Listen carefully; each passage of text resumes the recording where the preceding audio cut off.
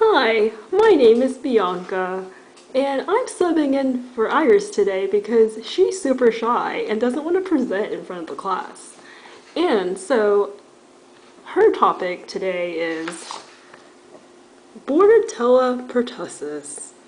And before I get into the nitty gritty details of the organism, I want to show you something alarming. This is a graph, which you probably can't see really well because I can't hold it very still, but basically it shows the number of cases of pertussis throughout the years, and as you can see, it's on the uptick. See that 2010 mark? And that's not good. And so while I'm going to tell you the characteristics of the disease and the organism, I'm also going to explain to you today why the disease is on the rise. So this is a gram stain of Bordetella pertussis. As you can see, it is red, which means it's a gram-negative bacterium. It is also aerobic, and it's also, you can't really see the shape, but it's a coccobacilli. And yeah, it's weird that such a small little bug can cause something as terrible as whooping cough. So, okay, So you're probably wondering how this organism causes disease, specifically how it causes the whooping sound in humans. So here is a very highly accurate and scientific demonstration. Okay, we're going to pretend that this is lung cilia in the human body and not Emily's dish towel. So normally the cilia is free of microbes. It's just like, woo, I'm going to keep the lungs free of debris. And it usually is moving and stuff. But then pertussis has this surface protein that can bind to the cilia. So basically we're going to pretend that this is like the bacterium and not like Emily's panda magnets. It binds to the cilia. And because it does this, the cilia can no longer clear the debris from the lungs. And so the body's like, what's going on? Like, I want to get rid of this. And so basically it stimulates the body to go into, or stimulates the host to go into a coughing fit. And when the person coughs, the bacteria goes into the air, which means it's able to infect other people. So while pertussis is quite mild in adults, the symptoms in children and infants are a lot worse, so the physician might want to diagnose the patient as soon as possible. And so what usually happens is the physician will swab the patient's nose and throat and then culture the specimen.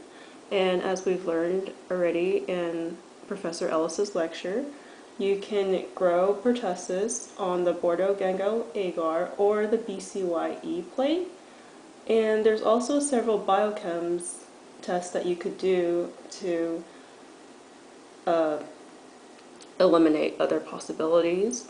So the organism is oxidase positive, non-motile, and urease, nitroreductase, and citrate negative.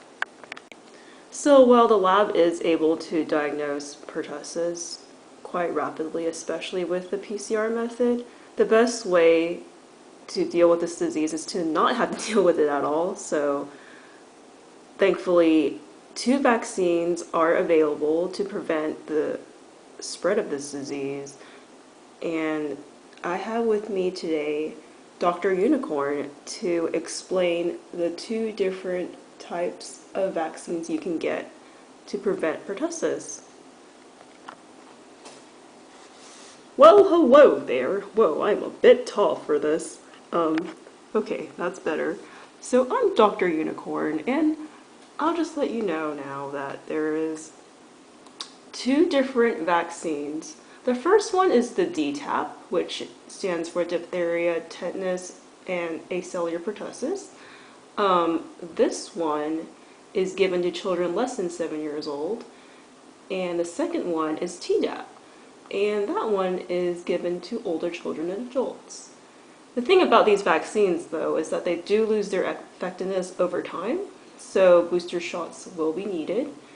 And for those that have already become infected with the bacteria, they will have to be given antibiotics, and what are usually given are erythromycin and azithromycin. But the key to treatment is that you've got to start these patients on these antibiotics like in the first few weeks of developing symptoms.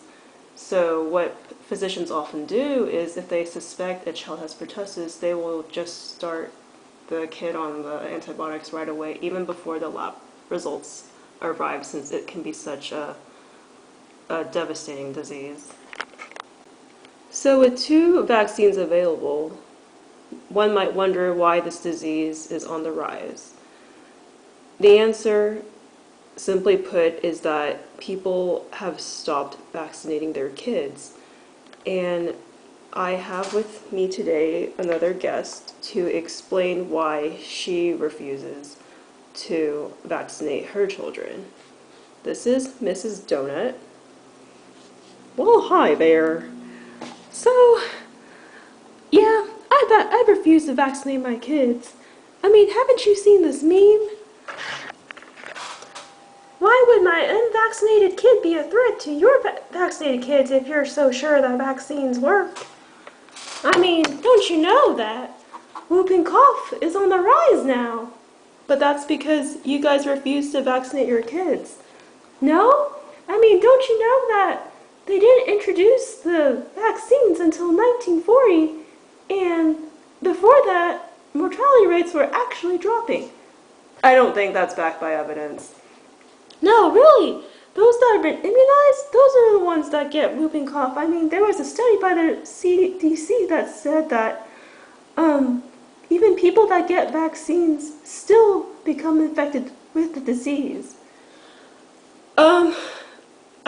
I can't even. Please leave. Okay. So, as you can see, a lot of people don't trust these vaccines. They believe that getting the vaccine actually causes the patient to get it. And basically this, and also with the whole Jenny McCarthy thing saying that vaccines give you autism, basically parents are like just in fear that vaccines are this untrustworthy thing that will bring havoc to their kids' lives. So in conclusion, we've learned about pertussis and how it causes disease in the body. Okay. And last but not least, we've learned why the disease is on the rise.